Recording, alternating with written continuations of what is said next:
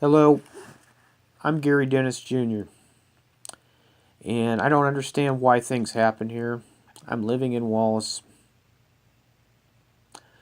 I refuse to beg from people. I'm on Social Security,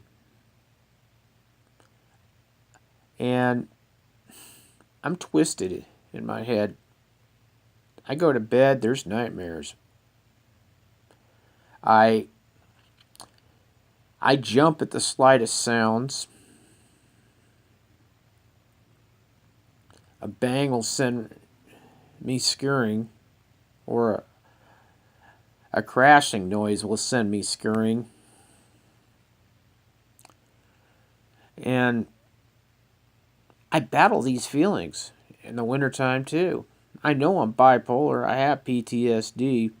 The abuse was so bad. I can never ever forget what happened.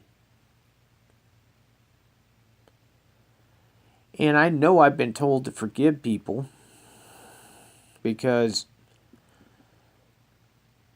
it eats at you after 30, 40 years. It really eats at you.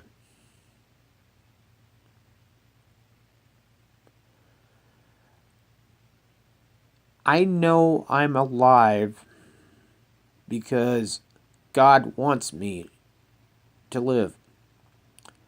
When I was 15, I tried to kill myself by riding a bicycle out in front of a vehicle. And it only destroyed the vehicle and my bicycle. It sent me flying through the gravel. They had to pick rocks out of my back. They say that I was actually swinging at people, cussing at people.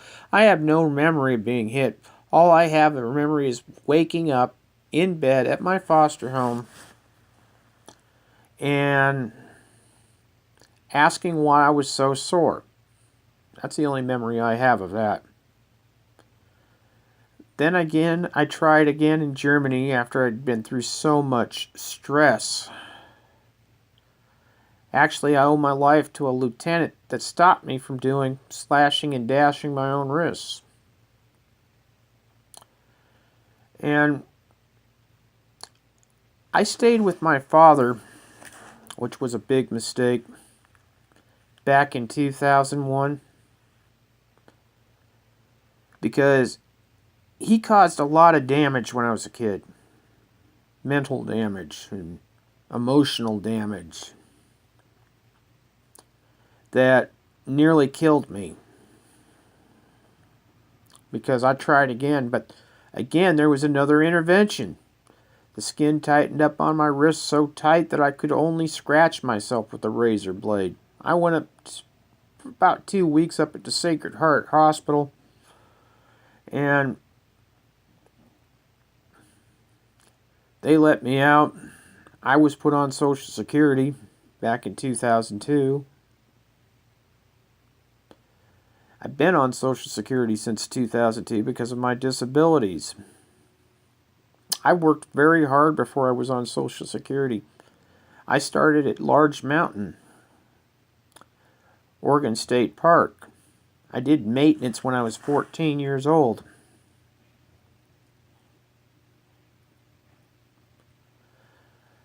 I did, again, maintenance down in Veneta, Oregon through the Oregon State Forestry. I didn't work again until I was 19 years old. Then that was the ultimate bit of revenge. You see, I think God had that one planned for me.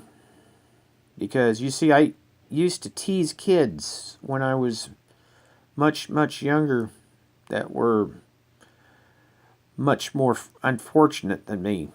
Because I felt better at 9 years old. 9, 10 years of age. I used to go around calling them retards, which was wrong. And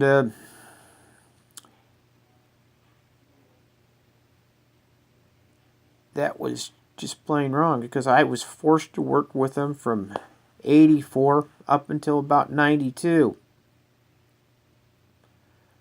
Working with those kids forces you to actually see that they're human beings and they're just a little slower than you are. It's not a bad thing to be a little slower. I wished I'd never picked on them. Because when I worked with them, that was sort of like a burning sensation inside me. It burned me straight through the soul because I couldn't stand what I was doing. Because I saw them finally as human beings. 91 to 2000, I was married. I didn't have no children with that woman. She had an indiscretion with my cousin. But the worst part of that indiscretion was that she, let me put it like this. She offered to let me have an affair with my cousin's wife. Which I did. But that was absolutely wrong. But she was there too.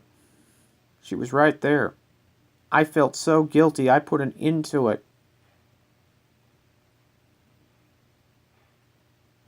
Put an end right there to it. I forgave her. I stayed with her after that because that indiscretion happened in 94. I stayed with her until 2000. She would provoke me constantly. She would say that I was yelling at her. And I really, really didn't want to yell at her. But the more she would accuse me, the madder I would get. And the less I would think.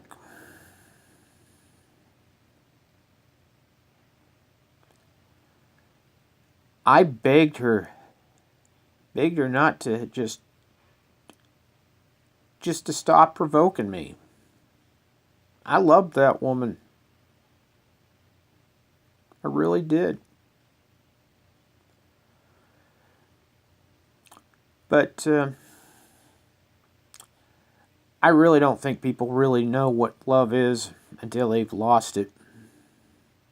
She used to accuse me of not being able to love. You know why she would accuse me? Because, for one, she was fearful. She believed that if you'd been abused as a kid, you're going to abuse the people around you when you grow up. That's not exactly true. Because I've never laid a hand on anybody in anger. I wanted to. I would always walk away after someone showed me what my temper was like. Oh, that's a story that you're going to have to hear. In 78 to 79, I was at a place called the Albertina Care Center for Boys. I would black out, wouldn't know what I was doing when they got me angry. One time a kid stood in front of the door. His name was James Han. My room door, and I asked him politely to move. I blacked out on him. I picked him up. It was like a slow motion movie going, and he went flying across the room. The staff gave me a timeout. I was 13 years old. And I was also in foster care from 74 to 84. I know I'm 52. But my foster parents, my last set of foster parents, God bless their souls, gave me a chance to graduate high school, which I took. They told me I had 4.5 credits. And I couldn't flunk any classes in my senior year, which I didn't. I don't even know why I'm confessing this. Goodbye.